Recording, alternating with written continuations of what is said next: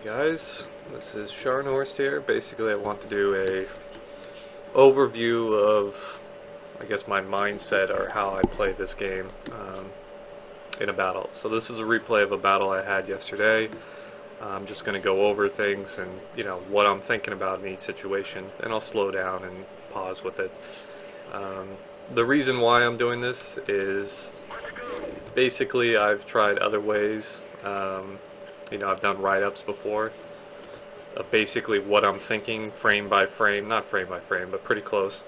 And I figure this might be a little easier with a voice chat overlay of what's going on and what I'm thinking. So I'll speed up some parts and I'll slow down other parts. Let's get this show on the road. Okay, so at the start of the match, in a tank like this, range is key. That's my only strength, is that I have decent accuracy and I can hit pretty hard. But I've got to find positions in which I can keep the enemy at bay at decently long range. I want to kill scouts, because scouts are the enemy for me. As soon as I'm lit with 0 armor, it means I'm basically dead. So I take particular interest in killing scouts. And that's a swing and a miss right there.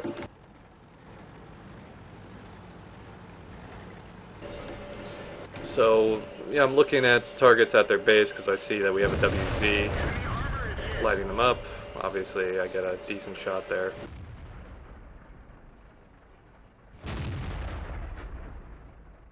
T-54E1's always nice to hit. They are real threats, especially to me. But this is what I call free damage. This is damage I'm dishing out at the start of a game that the enemy doesn't really know I'm there, or isn't really planning on shooting at me or anything. I'm just getting in damage right now, 1500 damage, and I haven't even done anything. I haven't taken any shots in return. And this is the goal, basically every match, is that you want to get damage in early. The more damage you do, the greater the chance that you will win that match. So here I am already, not even 2 minutes in with 1500.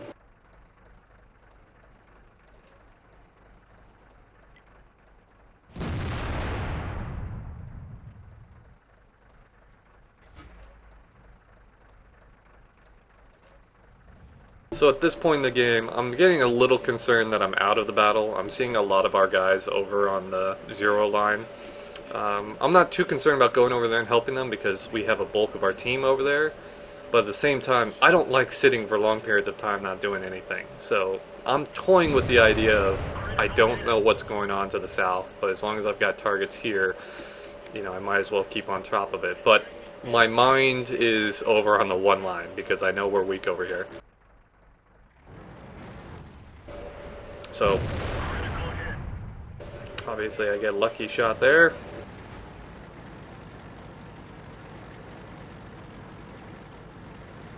But now I see that the south is starting to look, bad, like I figured it would. Our 268 died immediately. I see that we have only an E3 over there, which means that he's just a speed bump. He's not going to be able to withstand all of that. So I'm looking at my options right now. Do I run over there? I know a lot of guys, your first instinct would be to run south and go see if you could help that E3. That isn't the right play, though.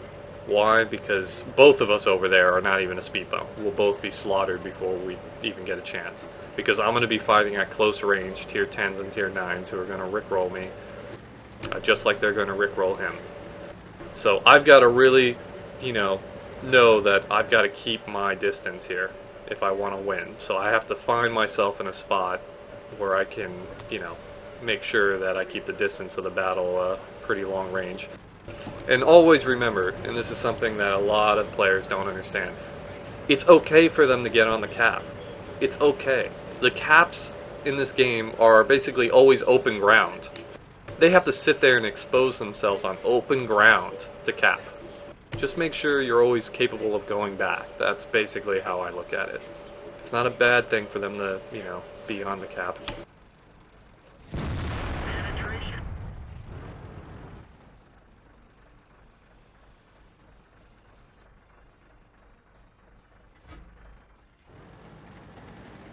So, realize that E3 has no chance. There's no point in me sitting out here in the open. I'm going to go back and basically protect our cap, force them out into the open, and that's where I'll, then hit them. But I'm not going to go run to the 1-2 line, early. I know I've got time before those guys get, to me, so I'd rather see if I can help this other side kill this IS-3 here. Swing and it hits. Okay, we know they're coming this way. They're charging fast.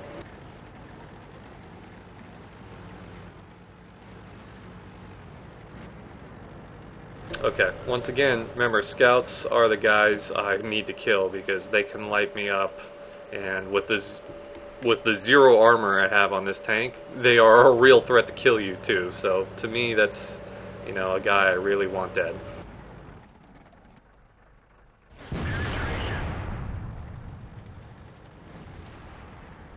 And he's down for the count.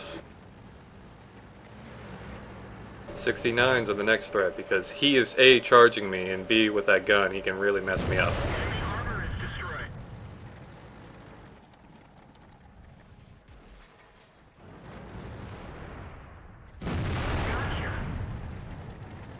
Okay, the key to remember here were 3 guys just rushing the cap, thinking they were going to get on it and that most of us weren't going to be here. It's a huge mistake for them, and that's, you can look. They're not the most amazing players. It's really easy for them to get sucked in by the fact, oh, we just won over there, let's go charging in. They should have all waited back, let all their tier 10s come up, and, make it an assault all at once.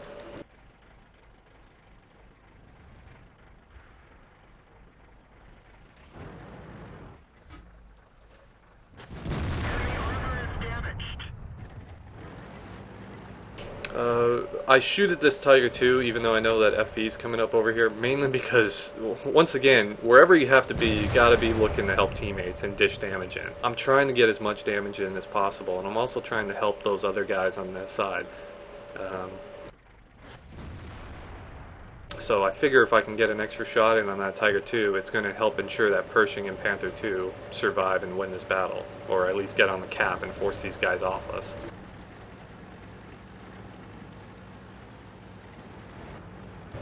FE is the real threat here because he's trying to flank. I tried to get a track shot right there. I didn't get it. Someone else did. But now he's out in the open and, it's just, this is the worst place for him to be.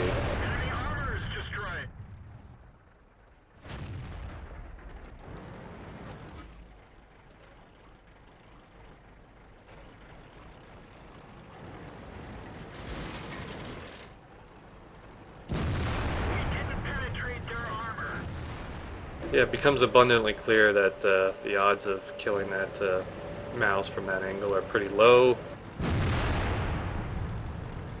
I figure I'm going to go sneak up behind this E4, which he should not have really left the mouse. He should have stayed over here. I know he's worried about the cap, but at that point when you're facing odds, you got to be at least close together.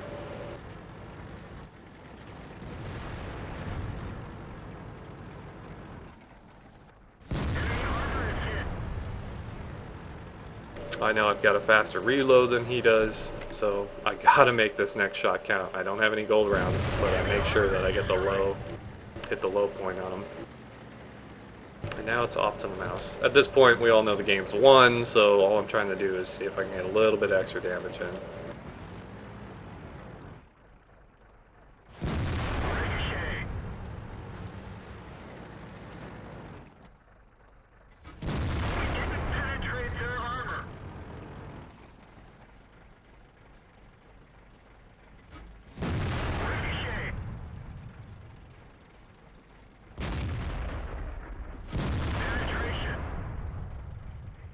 I mean, the key to remember, guys, is that I didn't panic.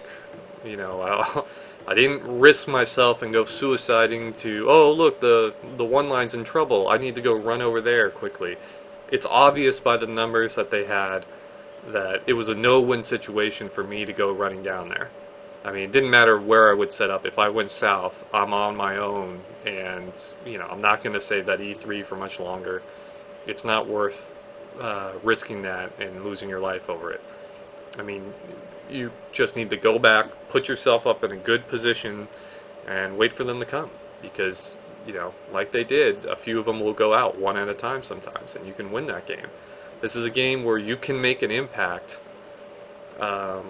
every game. Doesn't always mean you win, but you can make an impact every game. And over time, that adds up. The difference between someone who wins, out of 1,000 battles 500 times and 600 times is their stat, 50%, 60% wins. In that case, one guy out of 100 matches, so 1 in 10 matches, he played a large enough role to help his team win. That's all you have to look for, is just make sure that you're contributing and you dish out that damage. I try to set bars for myself around 2,000 damage in a tier 8. Sometimes more, depending on if I'm in a heavy or something like that. But in a TD, I look at a pretty solid game as at least 2,000. And that's where I try to set it up for. So make sure you're just looking at that damage counter. And just know, once you get 2,000, you've done well that game. Everything after that's a bonus. Well, thank you guys. It was fun talking. Hopefully this helps some guys out.